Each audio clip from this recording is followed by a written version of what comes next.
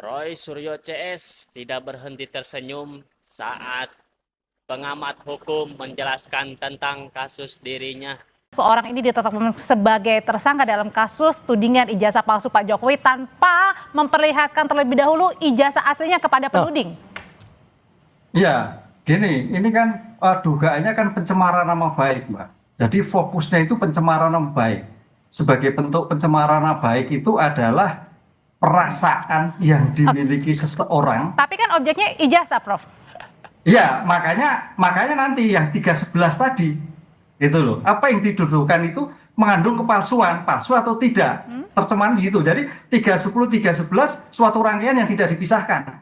Nah, itu yang menariknya gitu. Jadi ini bukan tuduhan tentang pemalsuan, tapi pencemaran nama baik akibat suatu tuduhan. Nah, oleh karena itu mau tidak mau kalau kita konsisten dengan 311 fitnah terhadap tindakan kepalsuan, ya mau tidak mau nanti hakim harus memfasilitasi. Nah, seperti ini, mana yang benar gitu loh. Jadi fitnahnya itu, oh ternyata tidak fitnah, oh ternyata fitnah, itu nanti di persidangan dalam pembuktian yang berlakukan. Lah, kalau tentang IT, oh itu saya kira sebagai alat aja. Karena sebagai alat menggunakan semua orang tahu, makanya hukumannya lebih besar menjadi 7 tahun. Oke, tapi jadi kalau 311, karena sebagai bentuk kepalsuan tadi, ancamannya cukup berat, 4 tahun. 4 tahun. Jadi intinya pada saat memperlihatkan ijazah itu gimana, Prof? Sebaiknya harus ditetapkan sebagai tersangka dahulu, baru kemudian nanti diperlihatkan atau sebelum dulu? Ya, itu bagian dari suatu pembuktian. Nanti kan dalam suatu pembuktian ini equal, kan gitu kan.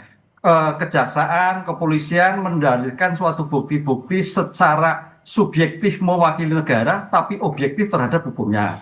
Lah, kemudian nanti penasihat hukum Pak Suryo, Roy Suryo akan mencari, loh yang dituduhkan yang palsu yang mana, buktinya mana, pengen lihat dulu, kan gitu loh Pak. Ini kan di sini kan seperti itu kalau kita melihat suatu persidangan yang terkait 311. Lah, di saat itulah, ruang itulah nanti ada suatu perdebatan tentang ijazah tadi.